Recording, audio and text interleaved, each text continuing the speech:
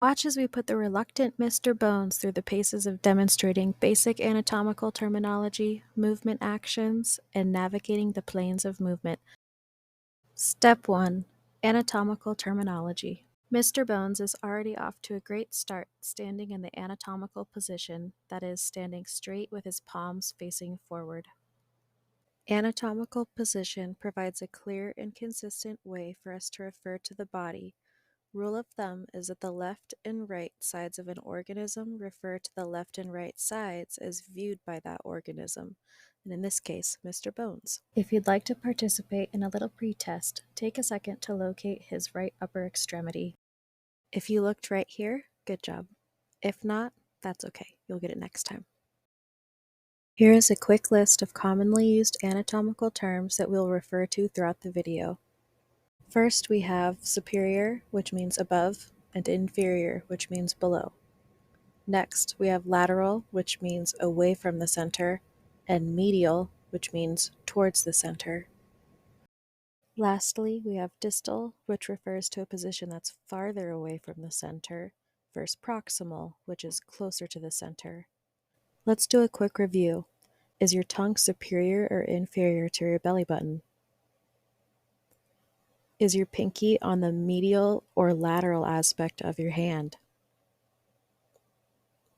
Is your kneecap distal or proximal to your ankle?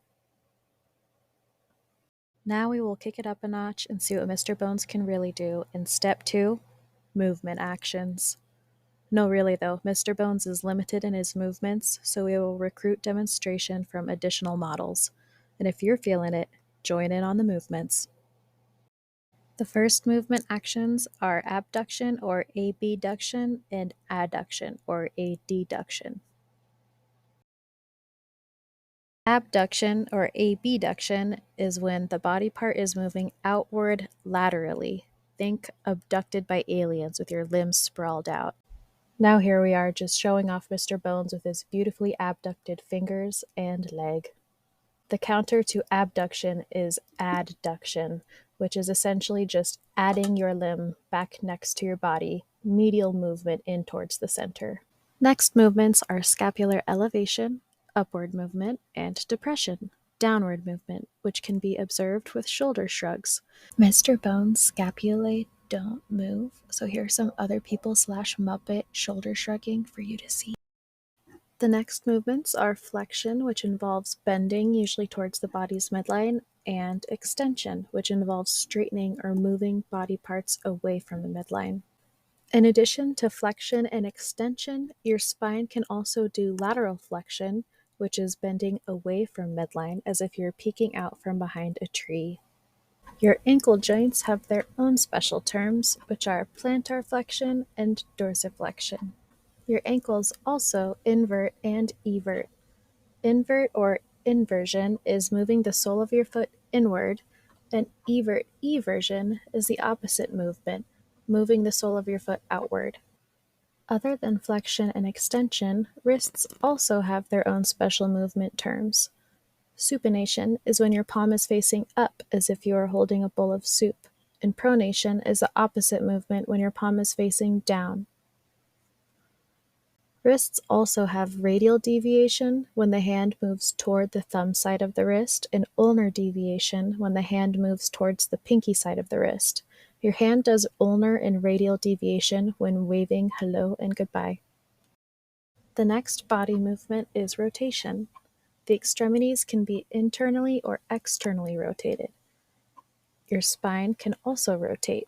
The last movements are horizontal abduction, which involves moving the arms away from the midline of the body as if you're about to give a big bear hug, and horizontal adduction, which involves the arms moving toward the midline of the body as if you're going to give yourself a big hug.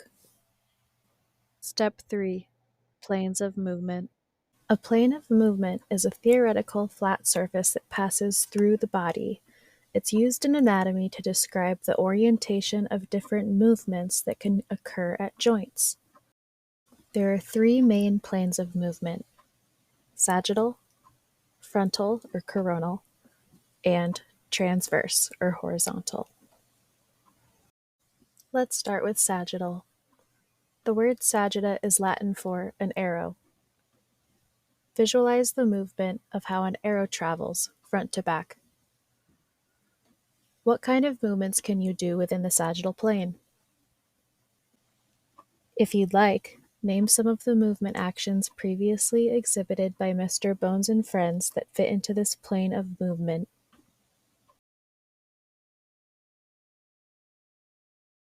Next, Mr. Bones is in the frontal coronal plane. Envision a big pointy halo crown going out to the sides. The crown is pointing out into the coronal plane of movement. Now name some of the movement actions previously exhibited by Mr. Bones and friends that fit into this plane of movement.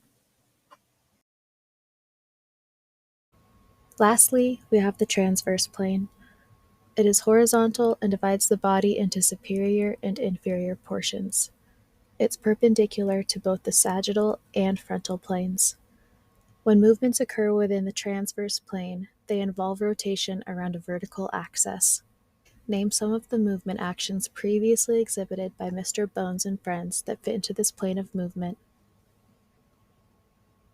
Well, you made it through this video. Give yourself a big horizontally adducted hug in the transverse plane, jump up like a starfish in the coronal plane, or curl up into the fetal position in the sagittal plane if that was too much information and you need to rest your bones.